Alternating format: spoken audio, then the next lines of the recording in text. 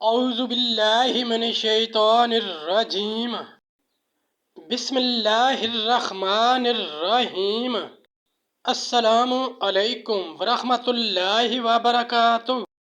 ساتھیو، اس ویڈیو میں ہم پارہ نمبر 19 کا خلاصہ پڑھیں گے۔ خلاصہ پارہ نمبر 19 قرآن مجید فرقان حمید 19واں پارہ 3 حصوں پر مشتمل ہے۔ نمبر 1، سورہ فرقان کا آخری حصہ، سورہ شعراء مکمل، سورہ نمل کا ابتدائی حصہ۔ سورہ فرقان کی 57 آیات پر مشتمل 4 رکوع 19ویں پارے میں ہیں۔ سورہ شعراء میں 11 رکوع ہیں جو 227 آیات پر مشتمل ہیں، جبکہ سورہ نمل کی 59 آیات جو کہ ایک آیت زائد 4 رکوع بنتے ہیں 19ویں پارے میں ہیں۔ اس طرح 19ویں پارے میں مجموعی طور پر 343 آیات ہیں۔ پہلا حصہ، سورہ فرقان۔ سورہ فرقان کے اس حصے میں 2 باتیں نمایاں ہیں۔ نمبر 1، مکی صورتوں کی بنیادی نکات، توحید، قیامت اور رسالت۔ شروع میں قیامت کے منکرین کے شک کی بنیاد اور اس کی اصل علت بیان کی گئی ہے۔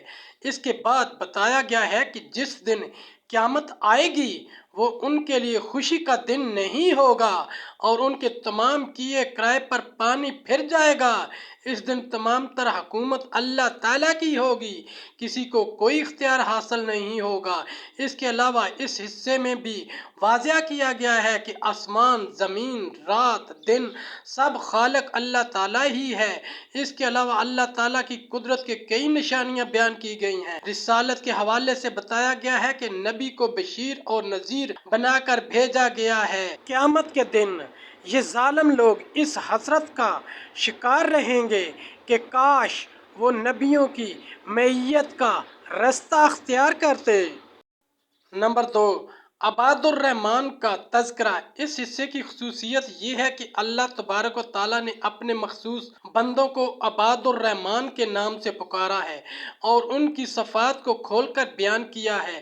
بتایا گیا ہے کہ ان کا چلن عاجزی کا ہوتا ہے اور یہ جاہلوں سے پہلو تہی کرتے ہیں۔ راتوں کی عبادت ان کا معمول ہوتا ہے۔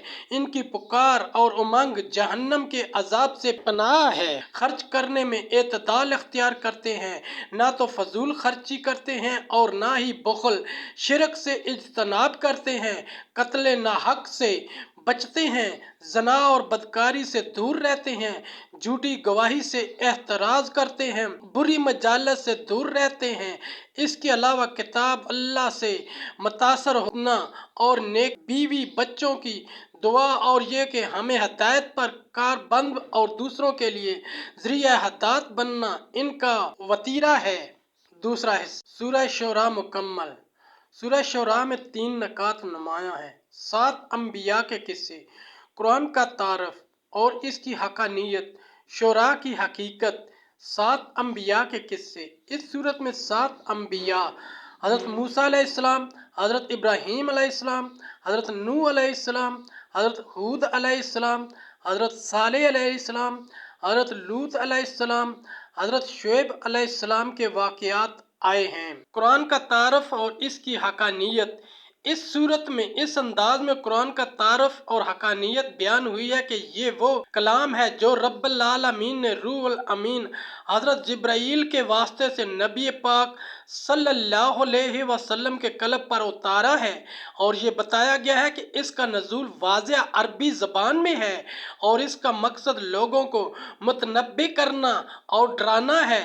شعراء کی حقیقت۔ اس سورت کے آخر میں کلام ہدایت کے مقابلے پر شعراء کی اصلیت واضح کی گئی ہے کہ ان کے پیچھے تو بے راہ لوگ چلتے ہیں، یہ ہر وادی میں بھٹکتے پھرتے ہیں، ایسی باتیں کہتے ہیں جو کرتے نہیں ہیں۔ البتہ وہ لوگ، شعراء اس سے مستثنیٰ ہیں، جو ایمان لائے اور نیک اعمال اختیار کیے اور اللہ کو کثرت سے یاد کیا۔ تیسرا حصہ، سورہ نمل کا ابتدائی حصہ۔ سورہ نمل کے اس حصے میں 2 باتیں نمایاں ہیں۔ نمبر 1، قرآن کی عظمت، 5 انبیاء کرام کا تذکرہ۔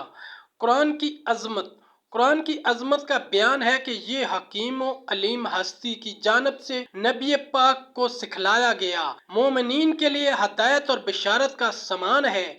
اس سے وہی محروم رہتے ہیں جو دل کے اندھے ہیں، ایمان سے محروم ہیں، اور وہ آخرت میں برے عذاب کا شکار ہوں گے۔ 5 انبیاء کرام کا تذکرہ۔ اس حصے میں 5 انبیاء کرام کا تذکرہ ہمارے سامنے آتا ہے۔ حضرت موسیٰ علیہ السلام، حضرت داؤد علیہ السلام، حضرت سلیمان علیہ السلام، حضرت صالح علیہ السلام، حضرت لوط علیہ السلام۔